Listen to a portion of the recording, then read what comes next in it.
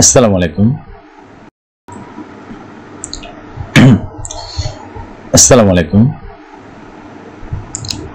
আজকে আমরা যে এলপিটি N5 এর জন্য যে 20টা লেসন থাকে তার ভেতর থেকে প্রথম যে লেসন অর্থাৎ জাপানিজ ল্যাঙ্গুয়েজ যদি কেউ শুরু করতে চায় তার জন্য প্রথম যে লেসনটা থাকবে তার ভোকাবুলারি আমরা পড়ব।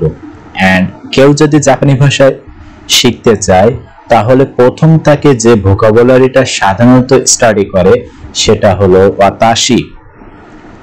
ওয়াতাশি ওয়াতাশি মানে আমি।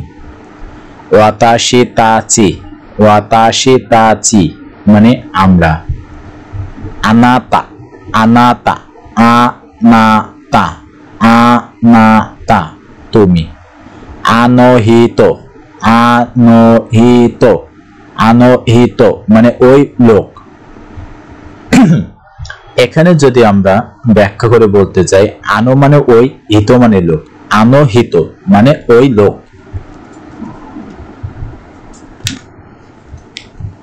মিনাসান মানে সবাই। আমরা সাধারণত কোন একটা অনুষ্ঠানে বক্তব্য দেওয়ার সময় বলি না যে মিনাসান মানে সকলেই বা সবার উদ্দেশ্যে বলছি।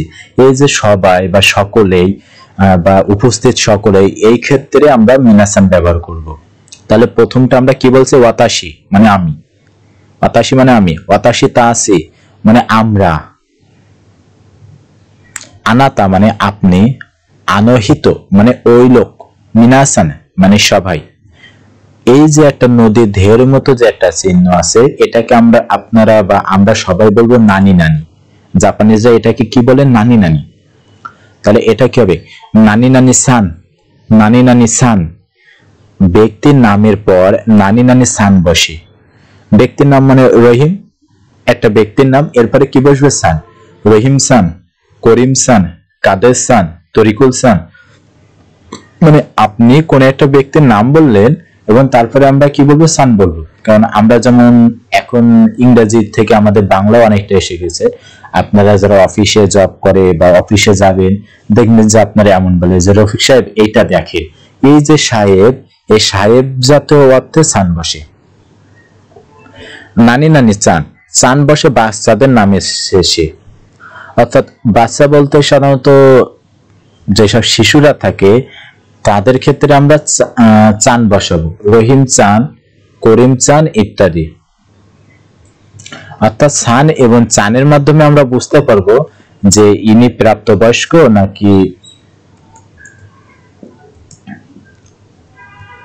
নাকি এখনো হচ্ছে শিশু। সানের মাধ্যমে। অর্থাৎ আমরা যদি বলি যে রহিম সান, এটা আমাদের বুঝতে হবে যে সে অবশ্যই অ্যাডাল্ট। আর যদি আমরা বলি যে রহিম চান, আমাদের বুঝতে হবে যে সে এখনো শিশু। নানি নানি কুন, এটা ছেলেদের নামের পর কুন বসে। ছেলেদের নামের পর, কিন্তু প্রাপ্তবয়স্ক নয়। যেমন রহিম কুন, তরিকুল কুন ইত্যাদি।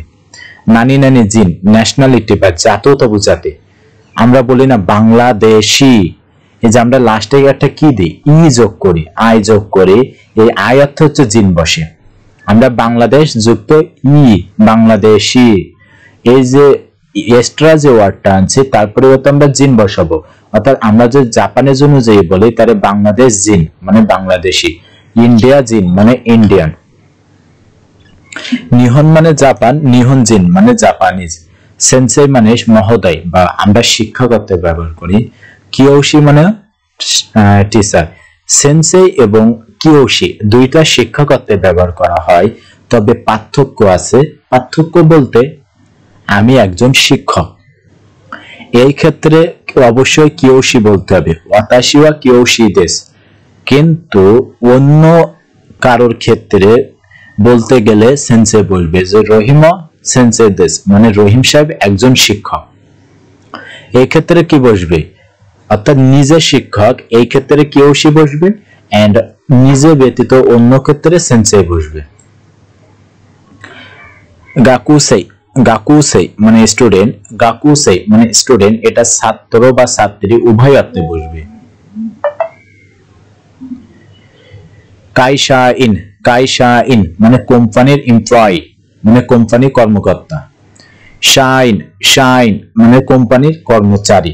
এই ক্ষেত্রে মনে রাখতে হবে যে নানি নানি শাইন মানে গিঙ্কো ইন ব্যাংক অরেকার, ঈশা ডক্টর, কেঙ্কিউশা রিসার্চার, দাইগাকু ইউনিভার্সিটি, বিওই ইন হসপিটাল, ডঙ্কে ডঙ্কে ইলেকট্রিসিটি, ধারে মানে হু।